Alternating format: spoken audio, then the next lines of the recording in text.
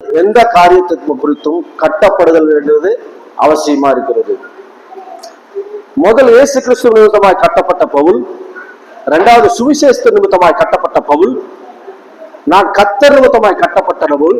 அடுத்து ஜனங்கள் சொல்றாங்க, நீங்க அப்போஸ்தலர்கள் மீதும் தீர்க்க தரிசனங்களை அஸ்திபாரத்தின் மீதும் கட்டப்பட்டு வருகிறீர்கள். என்ன காரியம் இருந்தாலும் அந்த காரியத்தில் நீங்கள் கட்டப்பட வேண்டியது அவசியம்.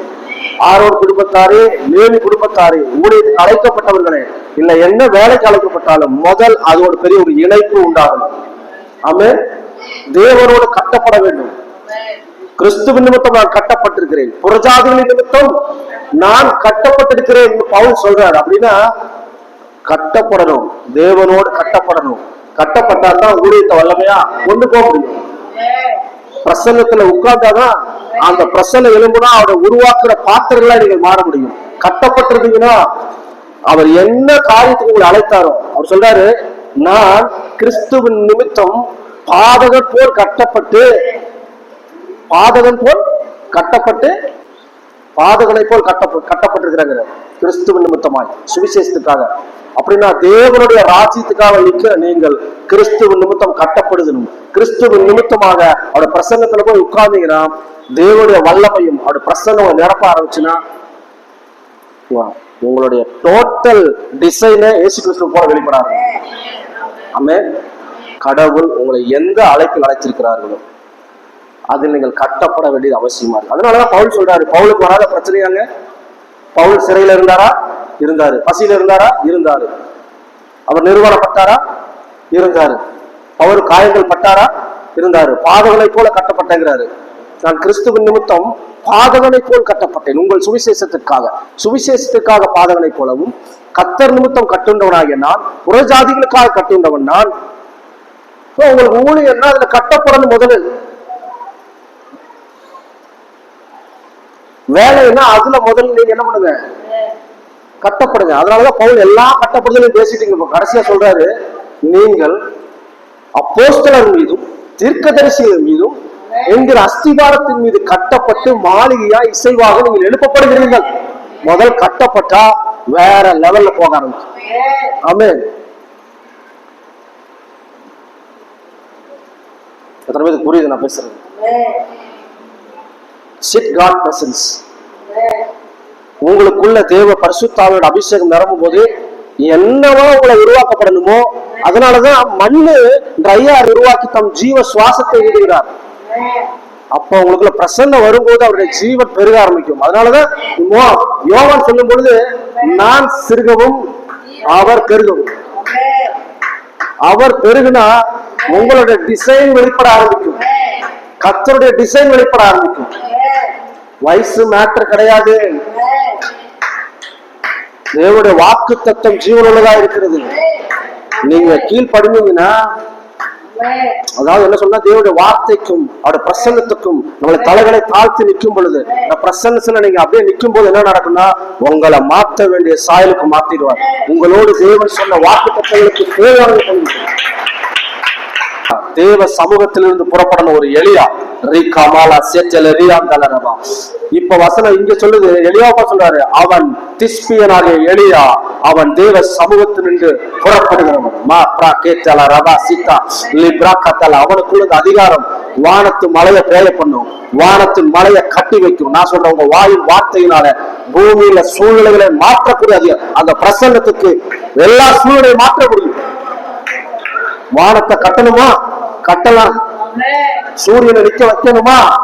ஏனென்றால் அந்த கடவுளுடைய பிரசன்னமானதா. எலியா பத்தி இன்ட்ரோடியூசிங் எப்படி வருது? அவன் தேவ பிரசன்னத்திலிருந்து சமூகத்திலிருந்து வெளிப்படுகிறவன். சமூகத்திலிருந்து வெளிப்பட்டீங்கன்னா தொட்டதெல்லாம் துளங்கும். ஆமென். காலையில வெளியே போனீங்கன்னா தொட்டதெல்லாம் துளங்கும். இயேசு கிறிஸ்து கப்பர்நகூம்ல போய் கரையெடுத்து எழும்பினார்னா, கரையில காலை வைக்கிறாரு, பிசாசு வந்து காலில் விழுந்து. அவர் போனா வஸ்திரத்தை தொட்டா பெரும்பாடுல ஸ்ரீ சுகமாகிறார், கூணி நிமிருகிறார். அப்பனா கடவுளுடைய பிரசன்னம். பால் சொல்லும் போது சொல்லுகிறார், நீங்கள் கிரயத்துக்கு கொல்லப்பட்டிருக்கிறீர்கள், ஆகினால் உங்கள் சரீரத்தினாலும் ஆவியினாலும் தேவனை மகிமைப்படுத்துங்க. இப்ப சரீரம் எல்லாம் பிரசன்னம் வரணும்னா என்ன பண்ணணுங்க? முழுசா பூமியிலிருந்து மூடு பண்ணி நனைத்தது அப்படின்னா உங்க பாடி, உங்க ஃபுல் பாடி தேவ பிரசன்னத்துல நிரம்பி இருக்கும் போது தான் என்ன நடக்குது? இயேசு கிறிஸ்து போகும்போது வஸ்திரத்தை தொட்ட மாத்திரத்தில் அவர் சரீரத்தில் ஒரு வல்லமை புறப்பட்டது. அப்ப என்ன சொல்லுது? பவுல் உடுத்தியிருந்த கச்சைகள், சொல்லு பவுல் உடுத்தியிருந்த பவுல் சரீரத்தில் இருந்து அவர் உடுத்தியிருந்த கச்சைகளிலும் உருமால்களிலும் இருந்து வல்லமை புறப்பட்டது. நாம நினைக்கிறோம் இந்த கிறிஸ்தவர்கள் ஒரு சாதாரணமான ஒரு எளிமையான வாழ்க்கையை வாழ்ந்துறாங்க, உலகத்தை மாற்றக்கூடியவர்கள். அதனாலதான் என்ன சொல்ல, ராஜாக்கள் முன்னாடி வந்து நிக்கிறாங்க, பெரிய அதிகாரிகள் முன்னாடி வந்து நிக்கிறாங்க. உலகத்திலே ஏற்றமும் வல்லிய பெரிய வேலை கடவுளுடைய ஊழியக்காரனா இருப்பது, மேல அழைப்பு இருந்ததுன்னா. பால் சொல்றாரு, நான் கட்டப்பட்டிருக்கிறேன் பாதகர் போல் உங்கள் நிமித்தமாக, கிறிஸ்துவன் நிமித்தமாக, கர்த்தர் நிமித்தமாக, புரஜாதிகள் நிமித்தமாக நான் கட்டப்பட்டிருக்கிறேன். சில கட்டப்படுதல் அவசியம். தேவ பிரசன்னத்தில் உட்கார்ந்து உங்களை நிரப்புவது அவசியம். பற்பல காரியம் எல்லாம் தேவையில்லை, நல்ல பங்கை தெரிந்து கொள்ள வேண்டும். ஆமென். அப்படி நீங்க சில காரியத்துல நீங்க நிற்கும் பொழுது, சபையா ஒருமனப்பட்டு நிற்கும் பொழுது என்ன நடக்கும் தெரியுமா? உங்களுக்காக கர்த்தரை இறங்கி வருவாருங்க. ஆமென். கர்த்தர் வந்து உங்களோட உட்காருவார். நீங்க தேவ பிரசன்னத்துல உட்கார்ந்தீங்கன்னா கர்த்தர் வந்து உங்களோட உட்காருவார். அப்படிதான் அவர் உட்கார்றாரு. இப்ப நீங்க தான் இயேசு கிறிஸ்துன்னு வைங்க, உங்க பாதத்தை கீழே தான் மரியாதை உட்கார்ந்துருக்கிறாங்க. தேவன் வந்து உங்க வீட்டிலேயே உட்கார்றாரு, ஊழியக்காரரு. அவர் வார்த்தையை கேட்கும் பொழுது நீங்க பிரசன்ஸ்ல போய் நீங்க முதல்ல உட்கார்ந்தீங்கனால ஆண்டவர் வந்துருவார். உங்களுக்குள்ளதான் இருக்காரு. இந்த பிரசன்னம் உங்களை நிரப்ப ஆரம்பிச்சுன்னா உங்களை என்ன தேவைக்காக தேவன் படைத்தாரோ அது வெளிப்பட ஆரம்பிக்கும். எல்லாவற்றுக்கும் மேலான வேலை ஊழியம்.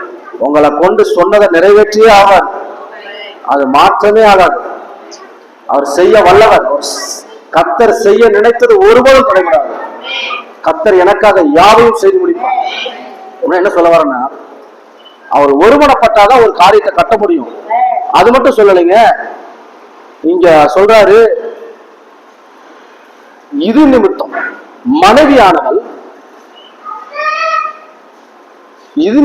மனைவியானவள் தன் உயிரோடு இருக்கும் காலமெல்லாம் அவள் இந்த பிரமாணத்துக்கு கட்டப்பட்டிருக்காள். எதுக்காக? ஒரு கணவனை கல்யாணம் பண்ணிட்டானா அந்த கணவனுடைய கல்யாண நிமித்தம் உயிரோடு இருக்கும் நாளளவும் இந்த பிரமாணத்தில் கட்டப்பட்டிருக்கிறாள். அப்படின்னு என்ன அர்த்தம்? ஐயா, நீங்க கனவியா இருக்கட்டும் மனைவியா இருக்கட்டும் அந்த பிரமாணத்தில் கட்டப்படணும். ஒருவேளை கணவன் மரித்தானால் கர்த்தருடைய சித்தத்தின்படி, கர்த்தருடைய பிரமாணத்தின்படி நல்லவனா இருந்தா நீங்க என்ன பண்ணணுமா? அவன் கல்யாணம் பண்ணிக்கலாம். என்ன சொல்லுது? ஸ்திரீயானவள் இது நிமித்தம் என்ன பண்ணிக்கிறாங்கம்மா?